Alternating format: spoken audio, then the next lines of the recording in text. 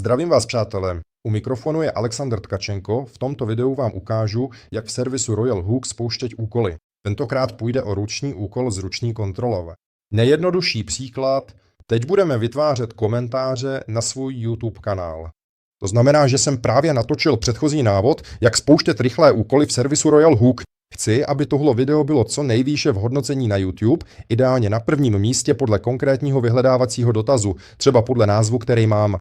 A právě před 20 minutami jsem ho teprve nahrál. Je velmi důležité tyto kroky udělat hned na začátku. To znamená, že spustíte, například nahrajete nějaké video na YouTube, možná to ani není vaše video, to je jedno, ale nahráváte ho na YouTube, tak to do nějakých sociálních sítí, na videohostingy. Algoritmy fungují téměř všude stejně. Čím více plných zhlédnutí získáte v prvních hodinách, v prvních 24 hodinách, čím více reakcí, komentářů a podobně, tím lépe to ovlivňuje hodnocení daného videa. To znamená, že je zajímavé, systém ho vždy trochu vytáhne výš ve vyhledávání, ve výsledcích na konkrétní dotazy, na které jste své video optimalizovali. Například v tomto případě budu optimalizovat na Royal Hook. Všechno je velmi jednoduché. Skopírujeme odkaz na toto YouTube video. Jdeme sem. Úkol. Všechna zadání vidíte, už jsem spustil rychlý úkol, už je vidět, že skoro 1000 už bylo splněno. Teď klikneme na tlačítko Vytvořit úkol, napíšeme název.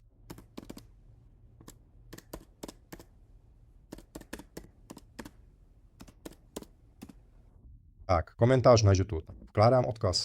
Typ úkolu vybíráme videohostingy, YouTube, všechno, co souvisí s videem.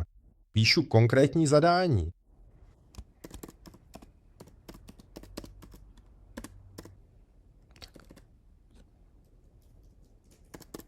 Tak, popis samotného úkolu jsem zhruba napsal.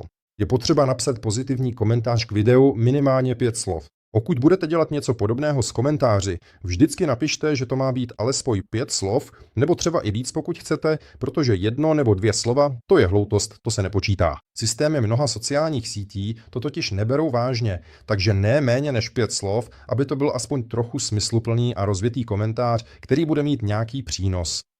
A s použitím klíčového slova Royal Hook jsem v tomto případě napsal. To znamená, že moje video je přizpůsobeno hlavnímu tónu, to je název služby Royal Hook. Proto chci v komentářích klíčové slovo Royal Hook, které propaguji. Upozorňuji, že komentáře mimo téma videa nepřijímám. To znamená, že někteří lidé budou prostě všem posílat stejnou předpřipravenou odpověď. Pokud to nebude odpovídat tématu tohoto videa, například mám video o službě Royal Hook a člověk tam napíše jaké krásné video a tím to skončí. Takovej úkol samozřejmě odmítnu a nepřijmu, protože je mi k ničemu. Proto o tom hned tady píšu.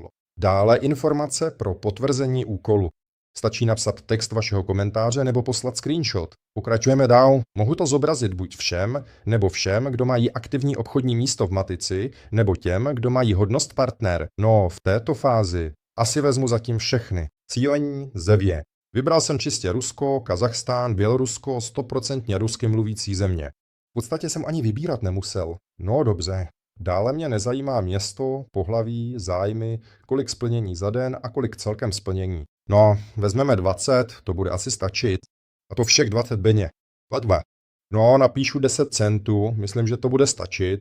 No, to je vlastně všechno. Vidíme, že úkol byl zveřejněn, zbývají už jen $2 za 20 komentářů. Je to, jako by si tam každý mohl zkusit cenu spočítat sám, ano. To znamená, myslím si, že kdybych tam nastavil úplné minimum, třeba 1 cent, tak za takovou drobnou částku asi lidé nic dělat nebudou. To znamená, že můžete zkusit nastavit například minimální cenu, nic za to nedostanete, zvýšíte cenu a dostanete nějaký výsledek a tak si sami najdete, kolik chcete za ten či onen úkol platit a za jakou cenu jsou lidé ochotni ten úkol splnit. Proto se ceny budou samozřejmě lišit. No a to je vlastně všechno. Dále už jen dostáváme výsledek. A když dostaneme výsledek, tady se nám odečtou peníze a budeme chodit do záložky hotovo. To znamená, že budeme sledovat, kolik je hotových, přecházet do záložky hotovo a tady uvidíme to, co nám budou posílat vykonavatelé. Budeme kontrolovat, něco schvalovat, platit, něco budeme posílat na přepracování. Máme tady rozpracované přepracování historii. To znamená, že něco budeme posílat na přepracování. Pokud se nám například ten komentář nelíbí nebo úkol nebyl splněn tak, jak chcete, pošleme ho na přepracování. Pokud je člověk úplně mimo, dělá všechno špatně, nebo se vás nějak snaží podvést, můžete od něj jednoduše odstoupit a vaše peníze, prostředky vynaložené na tento úkol, které byly rezervované pro konkrétního člověka, se uvolní a úkol splní někdo, kdo to udělá lépe. To je vlastně všechno. Uvidíme se v dalším videu.